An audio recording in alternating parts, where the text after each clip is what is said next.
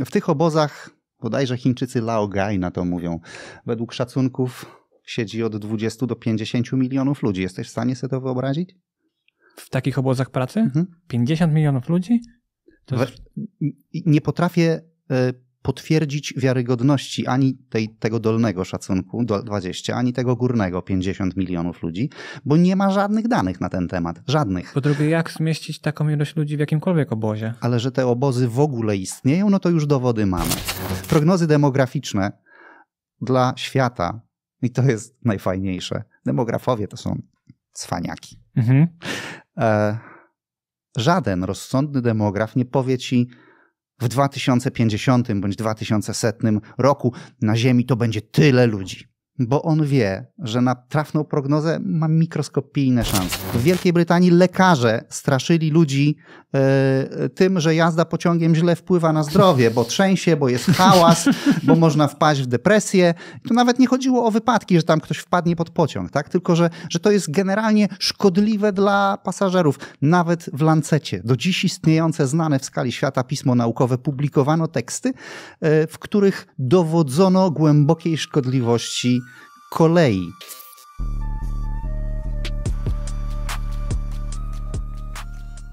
Wojciech Janicki, cześć. Cześć. I tak jak mówiłem, jakbyś powiedział ludziom, czym się zajmujesz? Jestem profesorem geografii na Uniwersytecie w Lublinie, na UNCS-ie i oprócz tego prowadzę niedużą firmę, spółkę technologiczną. Z tego co widziałem, to 2 spółki technologiczne, albo przynajmniej jedną, ale ma 2 brandy. Ma 2 brandy. Jedna jest podmiotem prawnym w Polsce, jest spółką, druga jest naszym głównym produktem.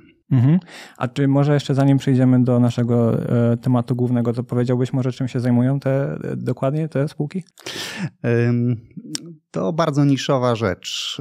Stworzyliśmy na przestrzeni ostatnich 5 lat system nadzoru i bezpieczeństwa, którego odbiorcą są przewoźnicy korzystający z ciężarówek wożących towary wysokiej wartości. Właśnie widziałem u was na stronie filmik, jak samochody zajeżdżają drogę ciężarówce i to jest trochę jak ze Szybkich i Wściekłych taka sytuacja.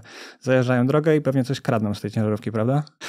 Dokładnie. Myślę, że przeciętny zjadacz chleba nie zdaje sobie sprawy z tego, że to, co kupuje na co dzień w kiosku czy sklepie, rzeczy typu papierosy, jakieś farmaceutyki dosyć kosztowne, czasem alkohol czy elektronika, to jest coś, co przez Europę jeździ pod bardzo dużym rygorem nadzoru, bo no cóż, zrobienie takiej jednej naczepy to jest zysk na poziomie 2, 3, niekiedy milionów dolarów.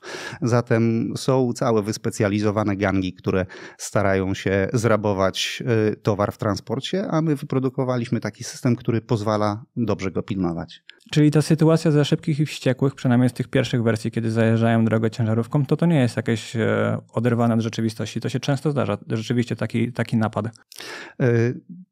Widziałem kiedyś następujące zdarzenie. Jedzie wysokowartościowy towar niedużym busem. Oczywiście ten bus jest wyposażony we wszystko, w co wyposażony powinien być, żeby bezpiecznie dojechać do celu. Jednym z elementów wyposażenia jest kamera wewnątrz przestrzeni ładunkowej, która włącza się, kiedy łapie światło.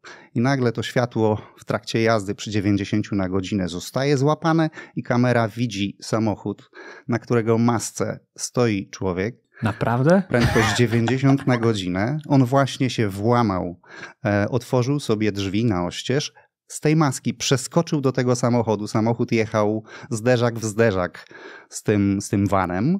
Wlazł do środka, pogrzebał, coś tam schował w kieszeń, wyszedł, wskoczył na maskę, zatrzasnął drzwi. Wow. Polska.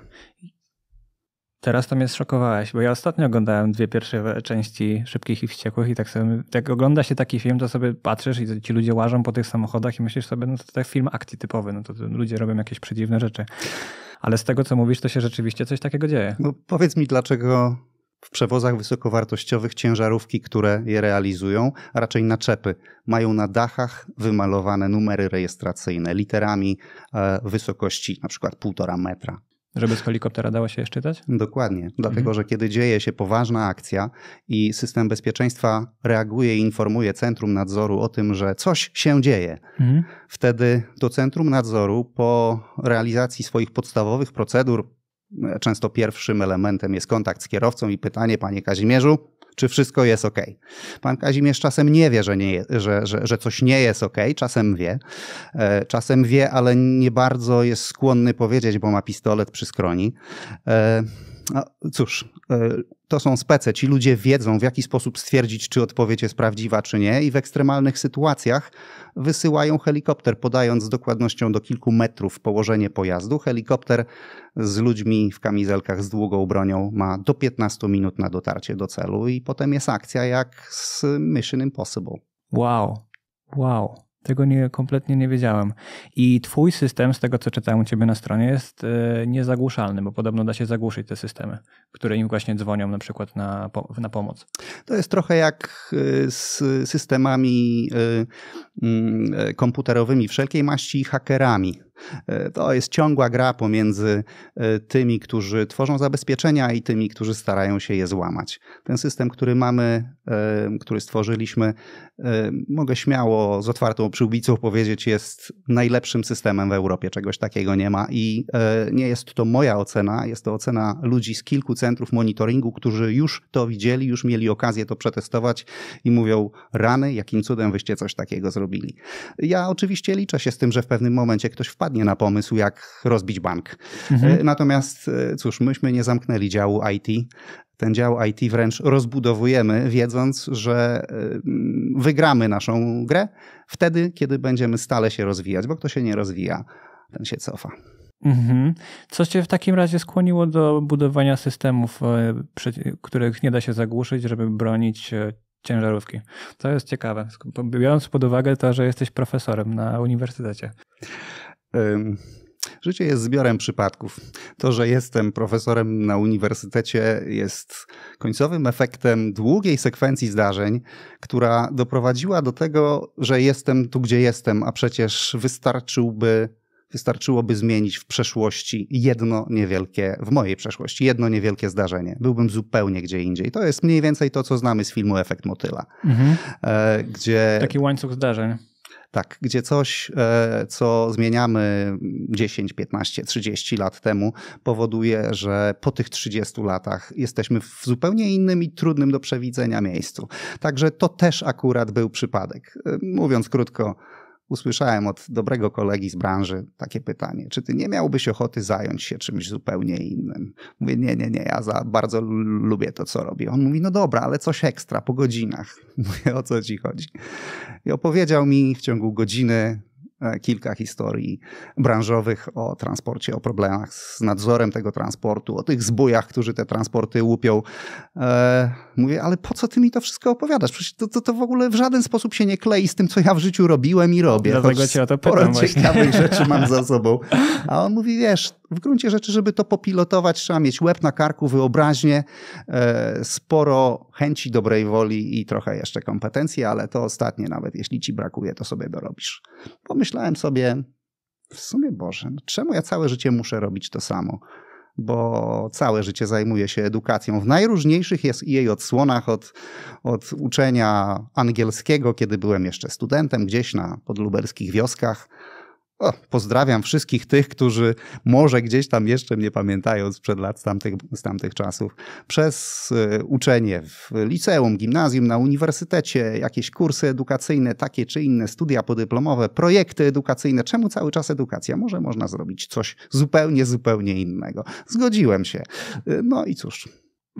Ciężko było połączyć pracę na uczelni z przedsiębiorczością w takiej formie? Chyba to nie jest kwestia tego, że jest to przedsiębiorczość w tej konkretnie formie. To jest kwestia tego, że doba każdego z nas ma 24 godziny i starałem się, ale wciąż jeszcze nie nauczyłem się nie spać. A to oznacza, że żeby dobrze zrealizować jedno i drugie, trzeba być bardzo skupionym i skoncentrowanym, bardzo efektywnym, umieć wykorzystać każdą minutę na maksa, bo nie sposób pracować 16 godzin codziennie. Tak? Jeśli umówimy się, że tak zwany etat to jest 8. Trzeba w ciągu powiedzmy tych 12 godzin dziennie zrealizować skutecznie jedno i drugie. Mam wrażenie, że mi się udaje. Mini przerwa. Jeśli dalej tego słuchasz, to znaczy, że rozmowa Cię zainteresowała. Bardzo mnie to cieszy. Jeśli chcesz dostawać info o nowych podcastach, to zasubskrybuj mój kanał na YouTubie i daj mi follow na Spotify'u. Polecam też wejść do siebie na Insta i TikToka. Tam wstawiam najciekawsze wycinki z każdej rozmowy. Możesz je sobie oglądnąć. Jeśli coś Cię zainteresuje, to przechodzisz na YouTube'a bądź Spotify'a i słuchasz całego podcastu. Dobra, wracamy do rozmowy. Dobra, to od razu przechodzę do pytania, które mi podsunąłeś, zanim zaczęliśmy rozmawiać, czyli odnośnie mojego kubka. Powiedziałeś, że nie masz Fantastycznie. Powiedziałeś, że nie masz problemu z prokrastynacją i ja się zastanawiam, jak to jest możliwe. W moim przypadku jest to bardzo proste. Pierwszy notes, kalendarz, w którym zapisywałem sobie swoje zadania, założyłem, kiedy byłem w liceum, miałem 16 lat. Kalendarz był wielkości paczki papierosów. Jedna strona to był jeden dzień i zapisywałem sobie tam rzeczy, o których chciałem nie zapomnieć. Szybko okazało się, że on jest za mały, kupiłem sobie większy, potem jeszcze większy. Od któregoś momentu, nie wiem, czy to było jeszcze na studiach, czy tuż po, kalendarz mam w formacie A5, jeden dzień, jedna strona. Dziennie mam tam około 40 wpisów. Jeśli czegoś nie odhaczę, aż mnie to boli. Przepisuję na następny dzień, na kolejny. Nie cierpiałem przepisywania na kolejny dzień. Jest to straszne, ale to jest wszystko efekt tego, że po prostu za dużo rzeczy biorę sobie na głowę. To jest oczywiście kwestia umiejętności delegowania zadań, no ale właśnie ostatnio zatrudniłem 3 nowych ludzi do firmy, także jeden z nich ma za zadanie być moim klonem. Więc przejmować jedno po drugim moje zadania. Czyli masz jakąś listę zadań w ciągu dnia, załóżmy, że jest ich 10 i nie masz, i po prostu wstajesz sobie rano, załóżmy, że jesz śniadanie i zaczynasz odhaczać zadanie za zadaniem? Dokładnie tak to działa. Jeśli zrobię to, dzięki czemu czuję się najlepiej, czyli zacznę od zadań krótkich, bo wtedy szybko lista mi znika. I już buduje się lepsze samopoczucie dzięki temu. Samopoczucie jest dużo lepsze. Kłopot polega na tym, że zadanie duże, zostawione na koniec, rzadko się tam zmieści. To trochę tak jak w tej starej opowieści, która w mnóstwie wersji krąży i w internecie, i w źródłach pisanych o jakimś tam profesorze bądź innym szkoleniowcu, który przed grupą menadżerów topowych w skali świata stanął i miał im opowiedzieć o zarządzaniu czasem. I myślał, co ja im mogę powiedzieć, przecież to są tacy mądrzy ludzie, oni wszystkie rozumy zjedli, oni przecież czasem też potrafią zarządzać. No i opowieść zmierza w kierunku słoika, do którego wrzucił przykładowo piłeczki ping-pongowe albo sporych rozmiarów kamyki po sandekielek i zapytał, czy słoik jest pełny. Usłyszał odpowiedź twierdzącą. To wziął kamyczki nieco mniejsze i zaczął je wsypywać. Okazało się, że miejsce się znalazło. Czy słoik jest pełny? Już nie wszyscy byli pewni, bo już niektórzy czuli, że coś jest na rzeczy. Potem wsypał piasek, a na końcu jeszcze dolał wody i powiedział, zobaczcie, dopiero teraz słoik jest pełny. Jeśli zaczniecie od małych zadań, to duże się nie zmieszczą. Jeśli zaczniecie od dużych, zmieści się wszystko. I tu jedyny mój kłopot polega na tym, że jeśli zacznę od małych, to mam wysoki poziom zadowolenia i satysfakcji, bo mi dużo zadań spadło z wokandy. Czyli bierzesz sobie te duże na środek? Ale to duże wtedy może mi się nie zmieścić. Jeśli wiem, że to duże chcę albo muszę zrobić, zaczynam od dużego. Wyłączam telefon, wyłączam pocztę mailową, żeby mi to nie dzwoniło. Nie idę do pracy, zostaję w domu, zamykam drzwi. Nikt mi nie przeszkadza i wtedy duże zadanie rozjeżdżam jak czołg, dopiero potem włączam wszystkie kanały komunikacji i te małe zadania rzeczywiście da się poupychać. Tą metodą da się nawet książki pisać 2-3 godziny codziennie. I nie ma żadnych dystrakcji, że może na kawę sobie zrobię albo... Nie masz czegoś takiego? Kawa nie jest dystraktorem. Kawa jest taką chwilą, w której myślę sobie... Nie wiem, jak zacząć następny akapit. Coś mi się nie klei. Przeczytałem poprzedni 2 razy. Brakuje mi miękkiego przejścia. Potrzebuję pauzy. Okej, kawa jest pauzą. Ona nie jest czymś, pauzą. Tak, ona mi w niczym nie przeszkadza. A czy jak planujesz sobie dzień, to jest dla mnie bardzo ciekawy temat, więc możemy o tym chwilę porozmawiać na spokojnie. To Planujesz sobie pewnie rzeczy z pracy, ale czy planujesz sobie na przykład czas z rodziną albo czas na przyjemności, żeby jak na przykład słucham sobie Jordana Petersona, to on mówi, żeby rozpisać sobie dzień, ale że ten dzień ma być taki, jak ty byś chciał, żeby on był, a nie żeby rozpisać sobie wszystkie zadania z pracy, żebyś popatrzył na tą kartkę i mówił, kurde, nie chce mi się tego wszystkiego robić. Więc jak podchodzisz do planowania nie tylko pracy? Mam tylko jeden kalendarz i tylko jednego laptopa. Musi się tam zmieścić wszystko. Zatem jeśli wybieramy się na koncert, jeśli mam w planie jakiś wyjazd, sport, cokolwiek, to wszystko się tam po prostu zmieścić musi. No cóż, cała sprawa polega na tym, żeby wszystkich tych zadań, które rysują mi się na horyzoncie, nie próbować upakować w poniedziałku. To jest potem niewykonalne w sposób oczywisty, tylko od razu możliwie racjonalnie te zadania rozplanować. No i tutaj kłania się tak zwana macierz Eisenhowera. Ważne, nieważne, pilne, niepilne. No to jest klasyk. Często słyszę o tym, że ludzie nie mają czasu na rzeczy ważne, bo wszystko, cały czas zabierają im rzeczy pilne, te na natychmiast. No to wtedy warto zadać sobie pytanie, a jak wygląda ta czwarta komórka? Niepilne, nieważne. I okazuje się, że to są te dystraktory, albo to są te pożeracze czasu, które potrafią zabrać dziennie 2-3 godziny na kompletne bzdury. Ja na przykład scrolluję social media i zastanawiam się, czy to nie jest dla mnie trochę tak jak ta kawa, o której mówiłeś, że to jest taki po prostu przyjemny czas, gdzie na chwilę jakby zabieram swoją uwagę od pracy i wracam później jakby z nową perspektywą, ale myślę, że za dużo czasu na to poświęcam, więc nie sądzę, żeby tak było. Czasem wystarczy włączyć stoper, żeby zdać sobie sprawę z tego, na co ile czasu poświęcamy. Bo w gruncie rzeczy to jest to samo, co, no nie wiem, z odchudzaniem, tak? Ciągle słyszymy wokół o ludziach, którzy jadą na wczasy odchudzające, stosują diety, kupują takie czy inne produkty. W gruncie rzeczy, nawet jeśli jakimś wysiłkiem uda im się osiągnąć cel, to efekt jojo występuje bardzo często. Dlaczego? Bo wracają do starych nawyków żywieniowych. To samo jest tutaj. Najpierw powinniśmy zdiagnozować sobie problem, o ile uważamy to za problem, zmierzyć ten czas, a potem zacząć to po prostu kontrolować, tak jak z jedzeniem. Okej, jeszcze mam jedno pytanie odnośnie tego w takim razie. Czy powiedziałbym, że masz w takim razie bardzo dużo samodyscypliny i zastanawiam się, czy to był proces, że na przykład 10 lat temu tej samodyscypliny było trochę mniej, czy raczej przez cały czas to się utrzymywało mniej więcej tak jak teraz? Nie potrafię wskazać momentu, o którym mógłbym powiedzieć, że to był taki klik. Kliknęło mi i od teraz już samodyscyplinę mam, a wcześniej jej nie miałem. Myślę, że to jest raczej proces. Natomiast tak zwany multitasking ja uprawiam od kiedy pamiętam. Kiedyś bardzo to ceniono, twierdząc, że ktoś, kto potrafi robić 10 rzeczy naraz, jest naprawdę fantastyczny.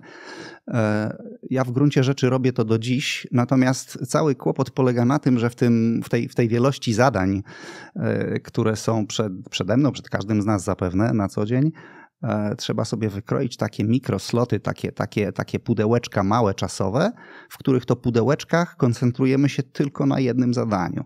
Bo czasem jest tak, że przełączenie się z jednego zadania na drugie to jest klik, to jest moment. A czasem jest tak, że przejście z jednego trybu pracy na inny, do innego zadania, to jest strata kilkunastu minut, a czasem nawet godziny na to, żeby się tak naprawdę przełączyć. Dla mnie największym kłopotem z tej perspektywy było zawsze pisanie czegokolwiek. Pisanie książek, pisanie artykułów. To wymaga, szczególnie przy książce, jesteś na 150 stronie, wiesz, że jeszcze 100 przed tobą. Nie można robić sobie przerw 2-tygodniowych w pisaniu, bo po 2-tygodniowej przerwie, ciężko wrócić. Żeby wejść w ten rytm, to trzeba przeczytać przynajmniej poprzednie 50 stron. Wtedy tak jakby wchodzisz w taki kanał, zaczynasz nim płynąć, dopływasz do miejsca, w którym on jest zdefiniowany, napisany i wtedy wiesz, co ma być dalej.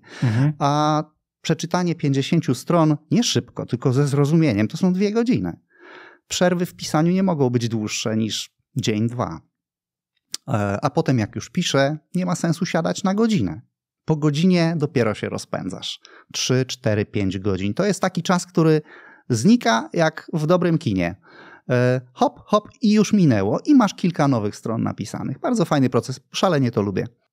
Czyli u ciebie myślisz, że to wychodzi głównie z lubienia robienia rzeczy, czy z jakiejś ogromnej ambicji? Zdecydowanie z tej pierwszej kwestii. Ja lubię robić to, co lubię i chociaż czasem jestem zmordowany, zmęczony, zły, wściekły, coś mi tam się nie podoba, coś nie poszło, okoliczności zewnętrzne są niesprzyjające, doświadczamy tego wszyscy. Okoliczności zewnętrzne są niesprzyjające. Dobre określenie. Ja i tak... Naprawdę? Tak. Ja i tak to bardzo lubię i cieszy mnie niesamowicie to, że ja mogę robić to, co lubię. Myślę, że strasznie bym się męczył, gdybym musiał robić rzeczy narzucone i traktować to jako swego rodzaju kanon. To jest zresztą jedna z najfajniejszych cech pracy naukowej. Że robisz to, co lubisz. To jest wolność. Ja mam możliwość wybrania sobie pól badawczych i przedmiotu mojej własnej pracy.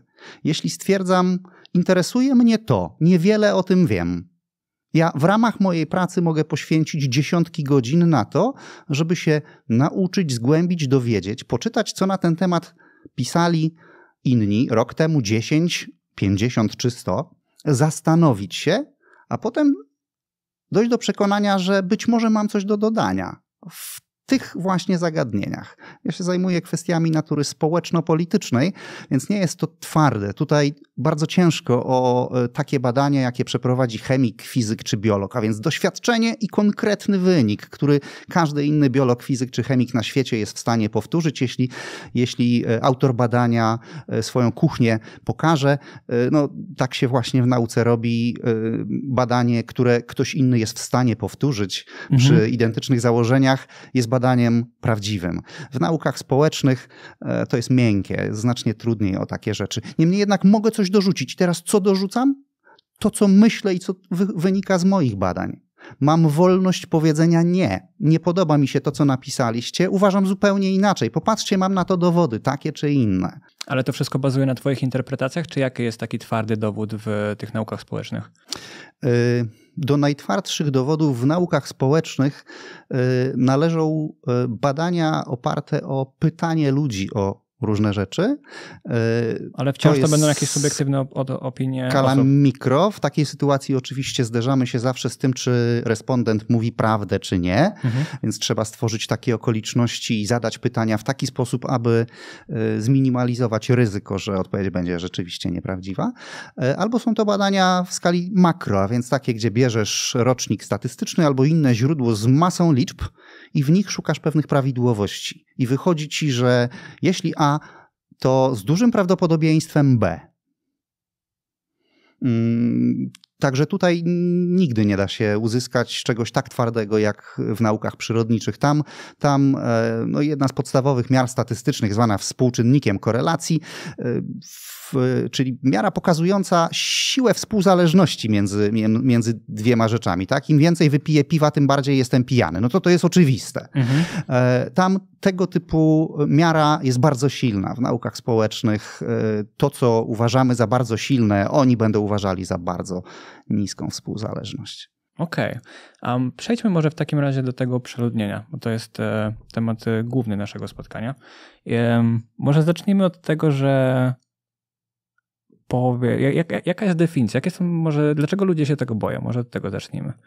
Bo ja ostatnio nawet od znajomych słyszałem, że ludzi jest za dużo na świecie i tak sobie pomyślałem, w sumie już dużo razy to słyszałem, może nagram o tym odcinek, zobaczymy co ludzie, którzy się na tym rzeczywiście znają, mają do powiedzenia odnośnie tego.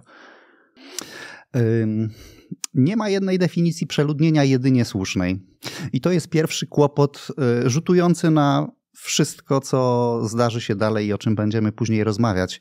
Bo tak długo, jak długo nie zdefiniujesz sobie w nauce dobrze i precyzyjnie przedmiotu badań bądź problemu, tak długo nie jesteś w stanie go rozwiązać. To tak jak u mechanika. Przyjeżdżasz i mówisz, coś mi stuka. Tak? Dopóki mechanik nie stwierdzi, co stuka w tym silniku, nie jest w stanie naprawić. On musi zdefiniować, znaleźć przyczynę tego stukania. Tu jest to samo.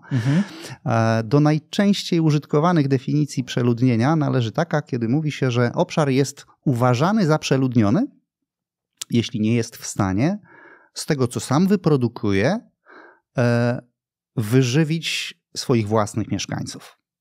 Definicja na pierwszy rzut oka bardzo prosta, intuicyjnie poprawna i nawet sexy, powiedziałbym, fajna. Ale trochę nie ma sensu, bo co jeśli jest jakiś obszar, który dostaje jedzenie z innego obszaru? No właśnie, trafiasz w punkt natychmiast. Gratulacje. Dziękuję. Na świecie jest dosłownie kilka, 6, może 7 państw, które są uważane za samowystarczalne żywnościowo. W tym sensie, że to, co ludzie tam spożywają, może być wyprodukowane na tym terenie. A państw mamy powiedzmy około 200. Trochę więcej, trochę mniej, około 200. Większość z nich samowystarczalna nie jest.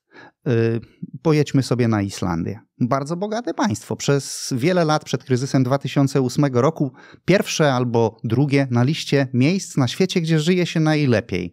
Co oni by jedli, gdyby korzystali tylko z tego, co mają na miejscu? No właśnie. Hodują owce, tam drzew nawet nie ma, bo jest za zimno.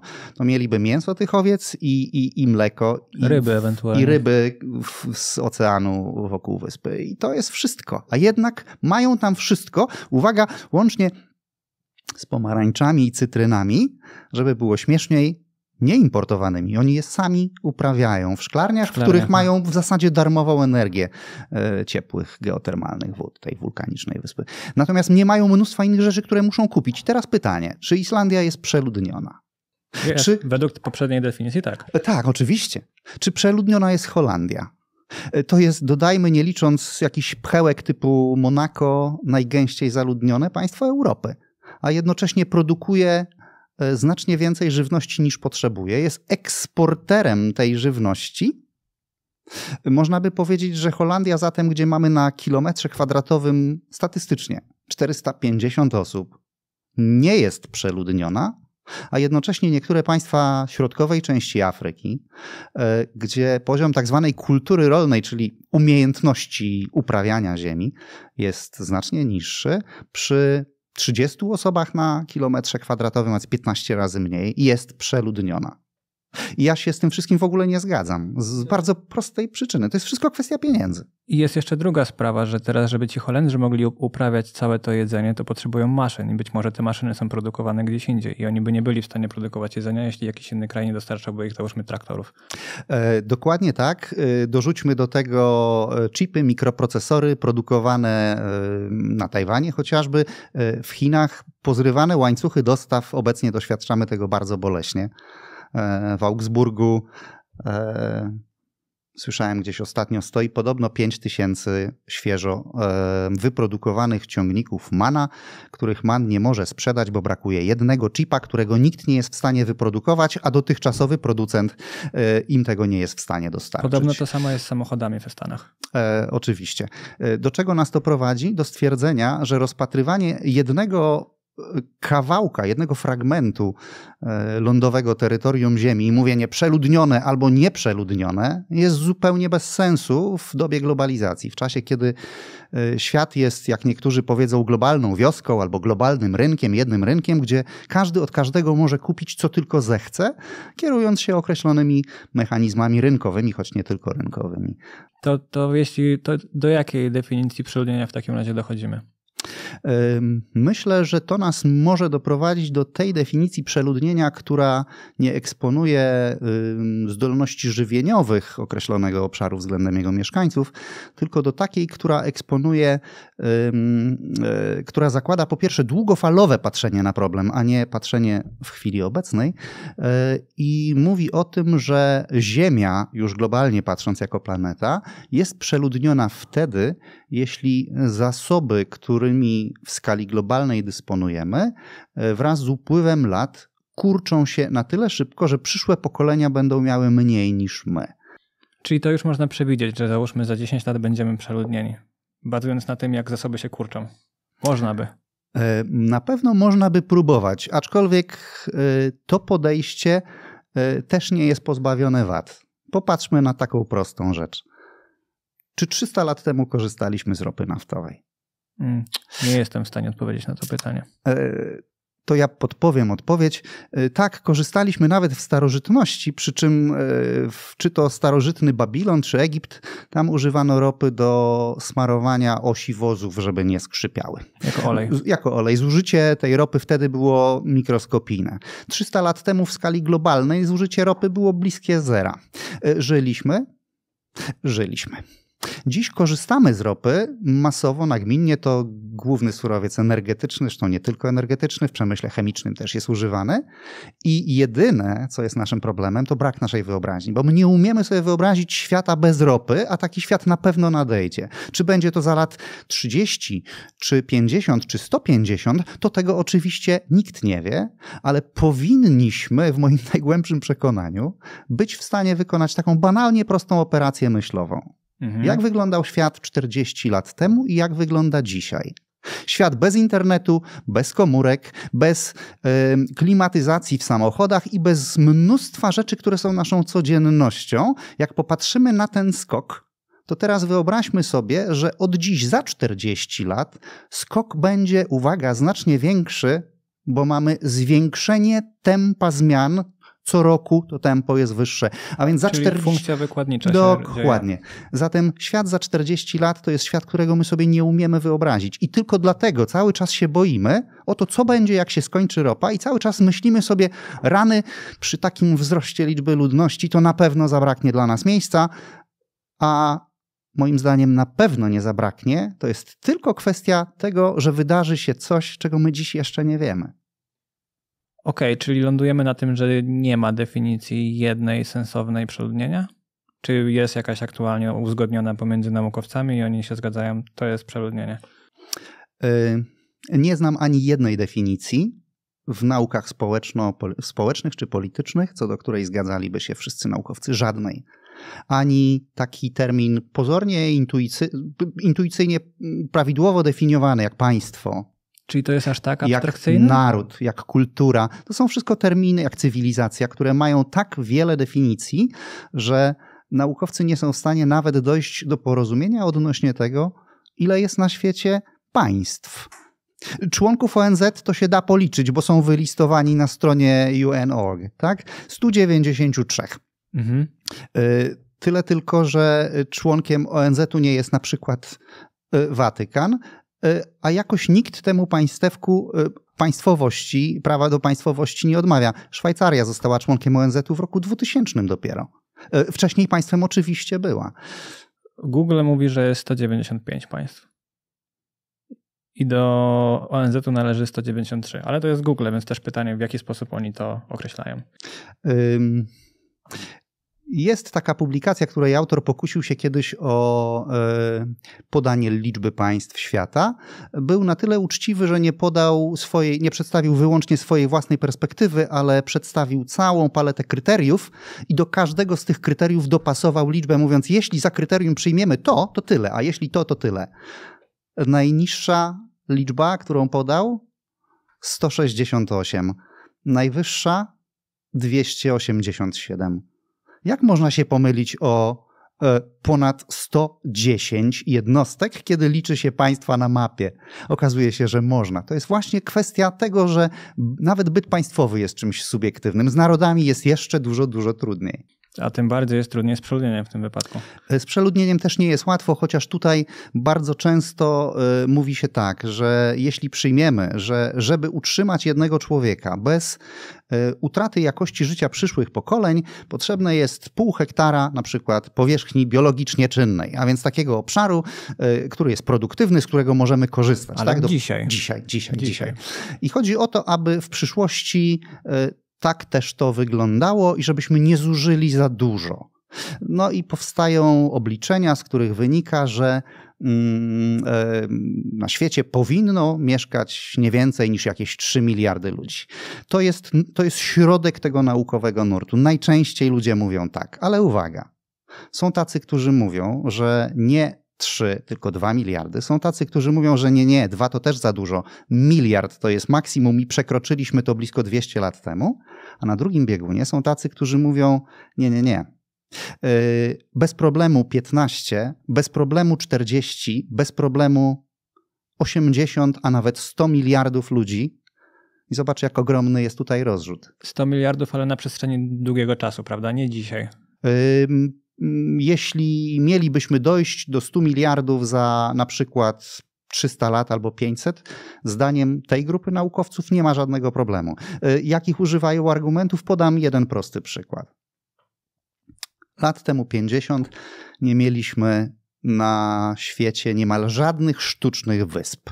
Nie licząc tam tego, że gdzieś w Gibraltarze wylali ileś tysięcy kubików betonu w Morze Śródziemne, żeby sobie dobudować teren lądowy, którego im brakowało, gdzieś tam jakieś lotnisko pod Tokio i tak dalej. Sztucznych wysp generalnie nie było. Dzisiaj o tym, że gdzieś w Emiratach Arabskich są te wyglądające albo jak mapa świata, albo jak palma z lotu ptaka, wyspy, na których mieszkają ludzie, nikogo to nie dziwi, bo technologia poszła na tyle do przodu, że tam ludzie są w stanie normalnie mieszkać, tak jakby był to naturalny ląd. To, że kiedyś mieliśmy Titanica, który zresztą przecież zatonął. Ale był niezatapialny. A był niezatapialny, ale zatonął. A dzisiaj mamy wycieczkowce, przy których Titanic wygląda mniej więcej tak jak kajak przy ciężarówce. A więc statki, które są w stanie być miejscem do życia na długi czas dla dużej grupy ludzi, kilkunastu tysięcy nawet, to znów nikogo nie dziwi. Natomiast jednocześnie nie umiemy wyjść z własnej skóry, stanąć obok siebie za 30 czy 50 lat i popatrzeć na to, co może być. A może będziemy mieli platformy pływające, tak jak dzisiejsze platformy wydobywcze na Morzu Północnym, te ciągnące ropę z dna ziemi, one nie są przyfastrygowane do dna. Ja zawsze myślałem, że one są przyczepione do dna. Takie też istnieją, od tego zaczynaliśmy. One były, te pierwsze były lokowane na wodzie o głębokości 50 metrów, potem 100, 200. Doszliśmy do prawie 1000, a potem ktoś stwierdził, nie, no bez sensu takie konstrukcje przymocowywać do dna morza, to jest zbyt kosztowne. Może umieśćmy tam coś w rodzaju takiego gigantycznego pływającego pontonu z silnikami, dzięki którym będziemy w stanie sterować położeniem tego miejsca i to będzie żeglowało stale nad tym miejscem, z którego ciągniemy ropę. Dokładnie z tego dziś korzystamy. 100 lat temu nie istniało, 50 lat temu niewyobrażalne, dziś jest to nasza codzienność i moje pytanie jest proste. Czemu nie umiemy wyobrazić sobie tego, że może kiedyś na takich wyspach będą mieszkali ludzie, na przykład 100 tysięcy ludzi na wyspie i taka wyspa będzie miejscem, gdzie się będą rodzić, żyć i umierać.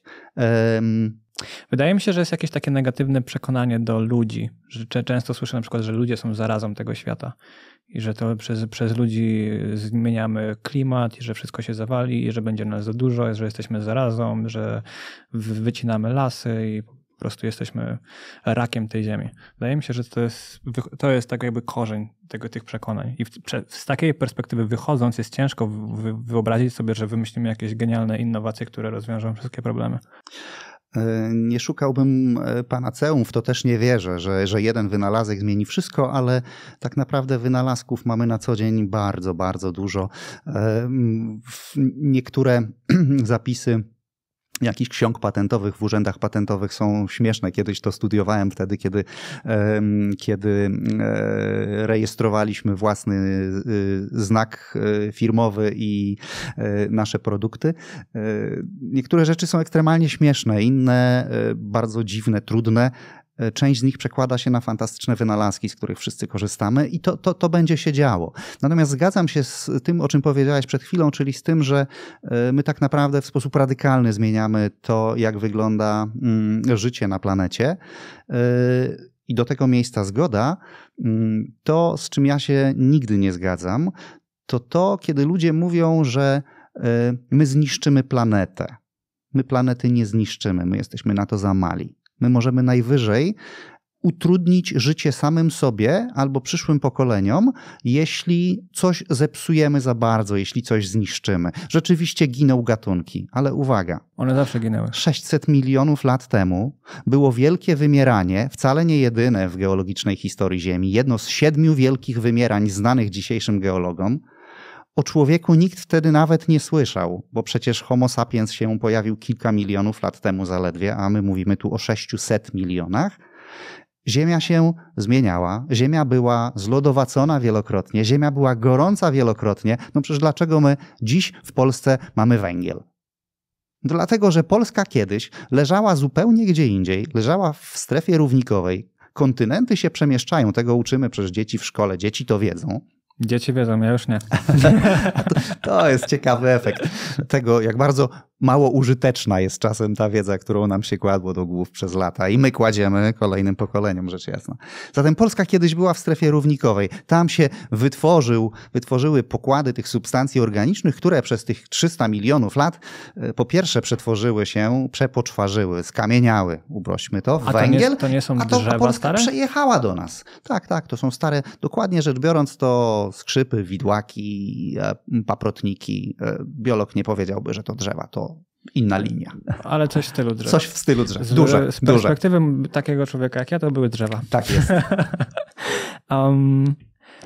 Powiedz mi, w Chinach wprowadzono to One Child Policy, czyli oni musieli się już dawno temu bać przeludnienia, co zresztą jest trochę mniej dziwne z uwagi na to, ile jest Chińczyków. I z tego, co wczoraj, bo sobie to specjalnie zresearchowałem, w 2021 ściągnęli jakiekolwiek restrykcje, jeśli chodzi o posiadanie dzieci w Chinach.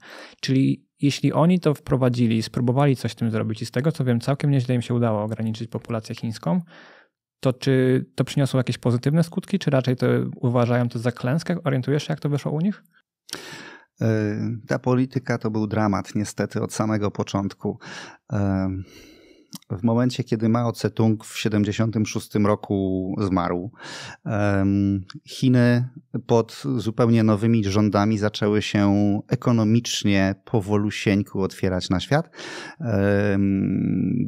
ONZ-owscy specy od demografii szybko zwietrzyli możliwość wywarcia jakiegoś wpływu na państwo chińskie i zaproponowali ograniczenie przyrostu naturalnego. A więc zaproponowali, żeby Chiny, korzystając z własnych bardzo rygorystycznych metod, bo to przecież reżim komunistyczny, zabroniły swoim obywatelom posiadania więcej niż jednego dziecka. Czyli zabroniły. Czyli to nie był chiński pomysł? Nie. Wow. Chińczycy zabronili, a potem bardzo ostro tego pilnowali.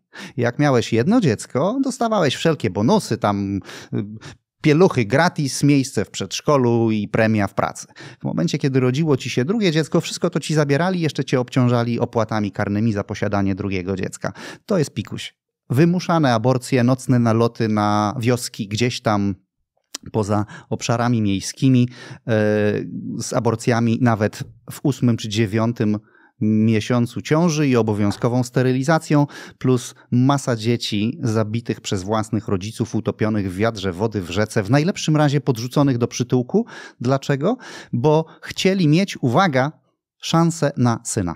Bo mieli już córkę, czy miała się urodzić córka i w Chinach od czasów Konfucjusza wiadomo, że rodzina jest ważna, rodzina jest błogosławieństwem i męski potomek to jest szczęście, a potomek żeński to jest katastrofa i rodzic stał wobec takiego wyboru. Ale później podobno też zrobili tak, że jeśli mieli córkę, to mogli mieć drugie dziecko, tylko po to, żeby mieć syna, prawda? Po blisko 40 latach. Po blisko 40 latach, kiedy ta polityka zaczęła być luzowana, wtedy pozwolono mieć drugie dziecko mieszkańcom odległych od wschodniego wybrzeża wsi. Tym ludziom, którzy byli małżeństwem dwojga jedynaków, zaczęto zawracać Wisłę kijem. Zdały sobie sprawę chińskie władze, że po blisko tych 40 latach prowadzenia tego programu doprowadzili do tego, że rzeczywiście przyrost naturalny w Chinach, a więc tempo, w jakim liczba ludności w Chin przyrasta, spadło do poziomu niektórych państw Europy Zachodniej, jak Francja, jak Irlandia w tamtym czasie. Więc to się udało, natomiast koszt był ogromny.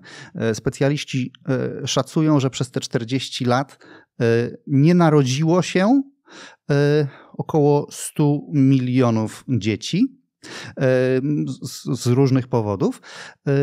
W większości przypadków chodziło o dziewczynki i dzisiaj w chińskiej prowincji dosyć częstym jest obrazek, gdzie na jakimś targu, gdzie przewija się kilka tysięcy ludzi dziennie, chodzą 50-60-letnie kobiety ze zdjęciem w ramce, chodząc od osoby do osoby, mówiąc: mam fajnego syna, on ma dobrą pracę, nieźle zarabiam, może masz córkę. usiłują znaleźć swoim synom żony, bo nierównowaga w miastach jest słabo widoczna, bo jeśli w mieście mieszka 10 milionów ludzi, to nie widzisz proporcji, nie widzisz tego, że kobiet jest więcej, a mężczyzn jest mniej. Na wsi to widać, to razi. I to jest dramat polegający też na tym, że chińskie społeczeństwo starzeje się dzisiaj w tempie zbliżonym do, uwaga, niemieckiego i za lat 30-40 będzie tak stare jak społeczeństwo Włoch. I oni już nie są w stanie tego odwrócić. Dziś statystyczna kobieta w Chinach rodzi 1,1 dziecka. To jest średnia. To jest nawet mniej niż u nas. To też pewnie wynika trochę z nawyków, które nabyli przez te wszystkie lata. To takie normalne się dla nich zrobiło. Dokładnie.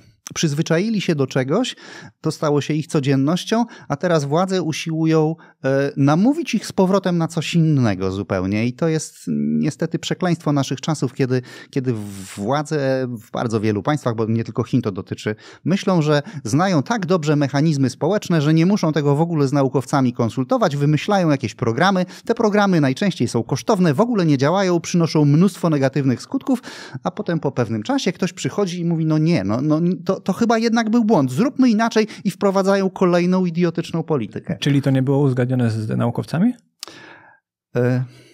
Wiesz, to co teraz powiem zabrzmi trochę jak narracja frustrata. Przepraszam za to z góry, ale jest to niekiedy frustrujące, że w momencie, kiedy decydenci, a więc politycy, podejmują decyzje, oni nie zaczynają procesu od konsultacji z naukowcami.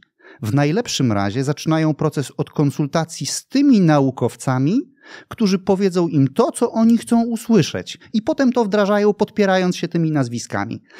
W nauce tego typu ruch jest po prostu fałszerstwem i ktoś taki wylatuje natychmiast na margines jako ktoś, kto pisze tekst pod z góry założoną tezę, a konkluzje nie są wynikiem badań. Ale to jest typowe dla dzisiejszych polityków, niestety. Myślisz, że to złe intencje, czy po prostu ludzka tendencja do tego, że wolimy słuchać ludzi, którzy się z nami zgadzają? Myślę, że jeszcze co innego jest tu kluczowe. Myślę, że kluczowe jest tutaj to, że politycy mają to do siebie, że w demokracjach są wybieralni. Jeśli zostałem wybrany i podoba mi się to, co robię, to miejsce, w którym się znalazłem, to chcę być wybrany jeszcze raz. A jeśli chcę być wybrany jeszcze raz, to muszę zapracować sobie na to, czyli zgromadzić odpowiednią liczbę głosów. Czyli powinienem powiedzieć ludziom to, co oni chcą usłyszeć, obierając sobie jakąś grupę docelową, bo wtedy ta grupa będzie na mnie głosować. I to się niestety tak trochę zapętla i dlatego momentami mówi się o betonozie, jeśli chodzi o pulę wyborców określonych partii, określonych idei, bo to się tak zakręca. To jest takie błędne koło, z którego jest bardzo, bardzo trudno wyjść. Ktoś, kto przyjdzie i powie, słuchajcie, to jest w ogóle bez sensu, nie tędy droga. Patrzcie, to są wyniki prac naukowych, to są wyniki takich i takich badań, to są naukowe prognozy, zróbmy to inaczej. Jeśli to się przypadkiem wpasuje w ideę obecnie rządzącej partii, jakakolwiek partia jest u władzy, to oni chętnie z tego skorzystają, a jeśli nie, to po prostu wyrzucą do śmietnika, pominą. Jeszcze chcę wrócić do tego. Dobrze zrozumiałem, że to była inicjatywa ONZ, żeby Chiny ograniczyły ilość rodzących się dzieci? To była inicjatywa demografów ONZ-owskich. Oczywiście nie istnieje państwo ONZ, ci demografowie pochodzili z jakichś państw. Większość tych, którzy bardzo silnie forsowali tego typu politykę w Chinach, to byli ludzie wywodzący się z kultury anglosaskiej albo po prostu Amerykanie. To stamtąd pochodzi mnóstwo prac, które wstrząsnęły światem w latach schyłek lat 60., połowa lat 70., prace, które mówiły o tym, że jest nas za dużo już, jeśli tak dalej pójdzie jak idzie, będzie nas dużo za dużo i uwaga, przed rokiem 2000 nastąpią powszechny głód na świecie, powszechne umieranie ludzi z powodu braku pożywienia, skończy się ropa naftowa i skończy się większość ważnych surowców i ziemia nie będzie się nadawała do życia. Uwaga, przed rokiem 2000. Mamy 2022. Jakoś nic takiego nie wystąpiło, a ci ludzie, niektórzy z nich wciąż jeszcze żyją, nadal publikują prace, w których nas straszą. Czyli wtedy to był taki ogólnoświatowy pogląd, że będzie problem z populacją? Czy też były takie podzielone stanowiska? Wydaje mi się, że tutaj, żeby to Wtedy dobrze zinterpretować, to prawda.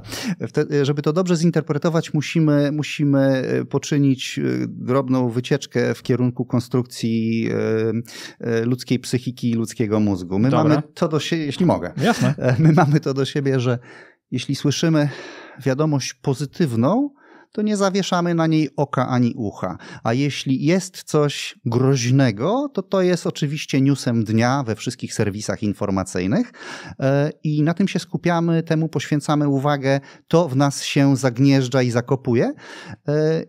I to jest mechanizm, dzięki któremu zawsze ktoś, kto przyjdzie i przestraszy, będzie miał większą publikę niż ktoś, kto przyjdzie i powie: słuchajcie, luz, jest dobrze, damy radę.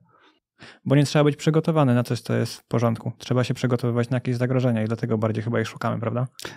Tak, a wtedy mówiono właśnie o tych nadchodzących katastrofach. Te pierwsze zresztą miały nadejść w latach 80. No trochę przeholowali autorzy tych prognoz. Na marginesie najsłynniejsze nazwisko Paul Ehrlich w tamtym czasie to wcale nie był demograf, nawet nie ekonomista. To był biolog populacyjny i on ze swojej wiedzy biologicznej wywnioskował po dokonaniu swego rodzaju przeniesienia tej wiedzy na populację ludzką, że tutaj też nadejdzie katastrofa. Szybko życie to zweryfikowało negatywnie, on brnął dalej w swoje i brnie niemal do dzisiaj. Ale to się podobno dzieje już od stuleci. Jak troszeczkę się przygotowywałem do tego tematu i osłuchałem podcastu Jordanem Petersonem i 2 naukowcami właśnie, którzy się wypowiadają na te tematy, to oni mówili, że to już przed naszą erą ludzie się zastanawiali nad tym, czy nie będzie przypadkiem za dużo ludzi. Oczywiście na jakichś takich ograniczonych obszarach Ziemi, ale jakby ta obawa była zawsze. Ta obawa była zawsze. Tutaj można rzucić choćby Konfucjusza, to jest przełom VI-V wieku przed naszą erą. On z jednej strony mówił, rodzina jest ważna i trzeba mieć w tej rodzinie dużo ludzi, ale dostrzegał problem przeludnienia niewielkich obszarów, no bo wtedy nie było handlu międzynarodowego na wielką skalę, ale on wtedy nie mówił wprost: słuchajcie, trzeba redukować liczbę dzieci. On mówił: słuchajcie, jeśli tu jest za dużo, to przenieście się tam.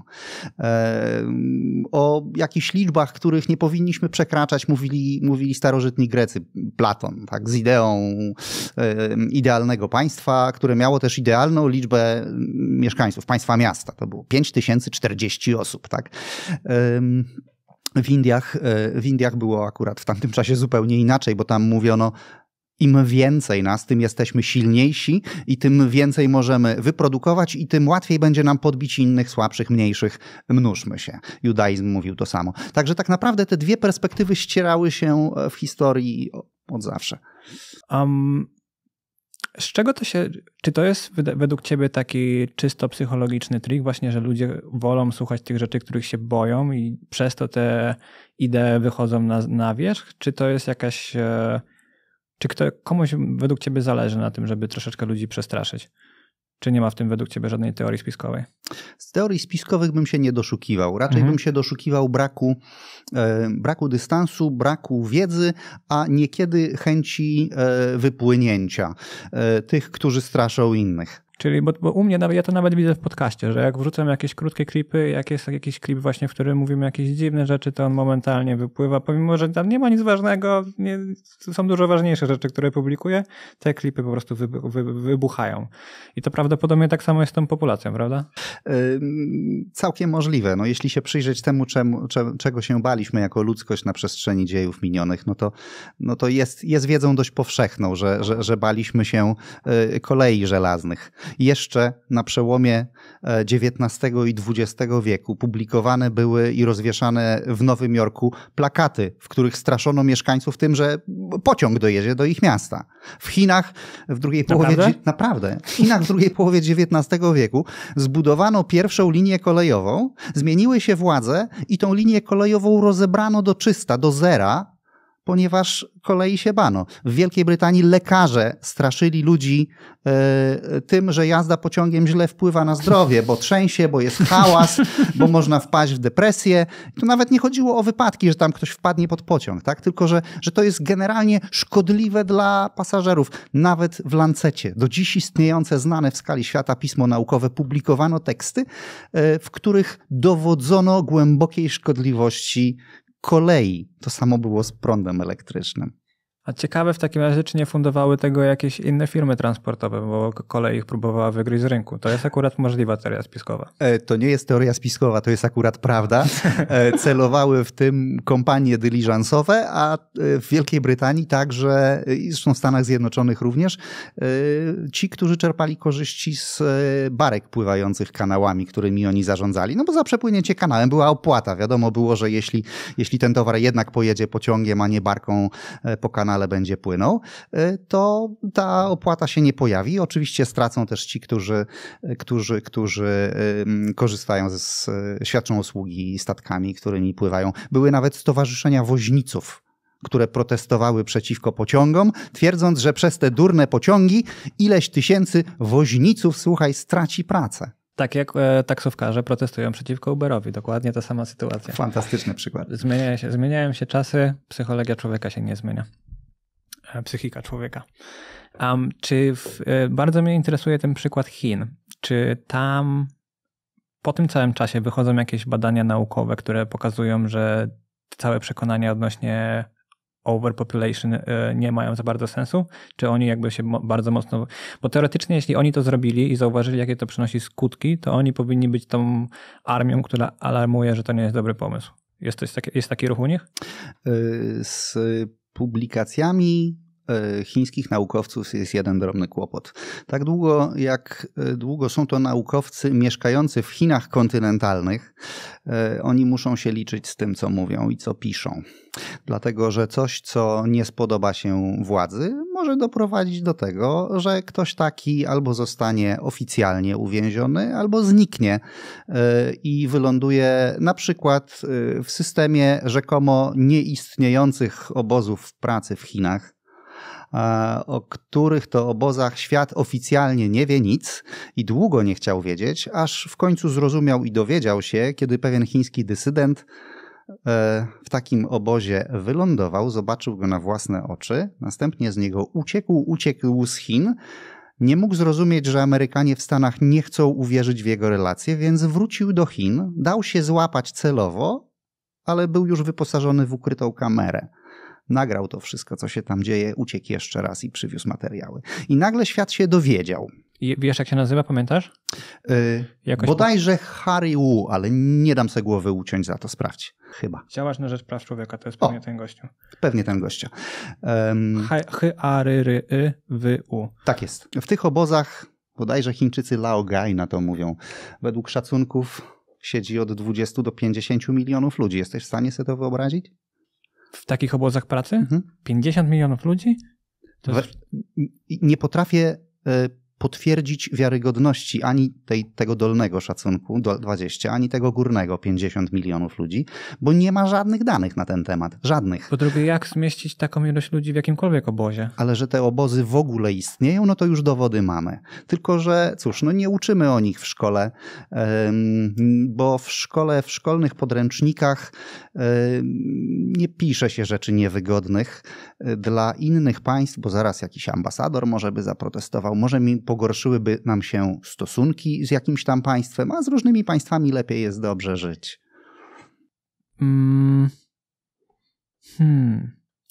To jest mocne. Nie wiedziałem o tych obozach pracy. Słyszałem o Korei, że tam jest poważnie, ale o Chinach nie słyszałem. Ale wiem, że biznesmeni znikają, którzy się wypowiadają przeciwko rządowi i ostatnio zniknęła aktorka. I nie pojawił się tylko w wideo, że pozdrawia, że wszystko z nią jest okej i że rząd chiński też jest super. Tak, to jest dosyć częste. Także cóż, no, w Polsce w czasach szczęśliwie minionych naukowcy mieli to do siebie, że jeśli chcieli wydać książkę, to w tej książce nie można było pisać źle ani o polskiej władzy, ani broń Boże o Związku Radzieckim, a szansa na wydanie książki rosła, jeśli w książce gęsto upakowane były inwokacje do bratniego Związku Radzieckiego, jaki to jest on fantastyczny, jacy to świetni są radzieccy naukowcy. Niekiedy rzeczywiście bywali świetni. No, myślę, że sporo szczęścia mieli fizycy, którzy się nie musieli zajmować kwestiami wrażliwymi politycznie, tylko skupić na kwestiach przyrodniczych, aczkolwiek im też niekiedy się obrywało. Natomiast ci, którzy się zajmowali sprawami politycznymi, społecznymi czy ekonomicznymi, nie mieli szansy napisać jak jest.